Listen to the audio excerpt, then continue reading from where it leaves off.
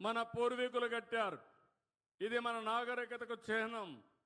అలాంటి పుష్కరణలన్నీ మళ్ళీ క్లీన్ చేసి పరిశుభ్రమైన చెరువులుగా తయారు చేసుకుని ఆ చెరువు చుట్టూరుగాని నడవడానికి వాకింగ్ పాత్ తీసుకుంటే బ్రహ్మాండంగా వచ్చే పరిస్థితి వస్తుంది.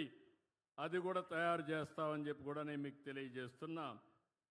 ఈరోజు మీరు ఒకసారి చూస్తే 123 మున్సిపాలిటీల్లో మెటీరియల్ రికవరీ ఫెసిలిటీ కూడా పెట్టారు. అలాంటి కార్యక్రమాలతో ముందుకు పోతున్నాం.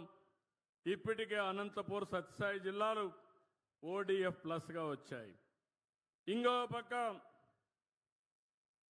15,995 గ్రామాలని ODF ప్లస్గా చేయాలని చెప్పి అనుకున్నాం. ఇప్పటికే 6,258 ODF ప్లస్గా చేశాం. మార్చి 2026కి 100% ODF ప్లస్ గ్రామాలుగా చేయాలని చెప్పి ముందుకు పోతున్నాం. దేశంలో అన్ని మున్సిపాలిటీలో టాప్ 10 ప్రైజెస్ ఇస్తే 5 మన దగ్గరనే వస్తున్నాయని చెప్పి కూడా నేను మీకు తెలియజేస్తున్నా. ఇలాంటి కార్యక్రమాలతో నేను ఒకటే ఈ యొక్క సభ ద్వారా ఒక పిలిపిస్తున్నా.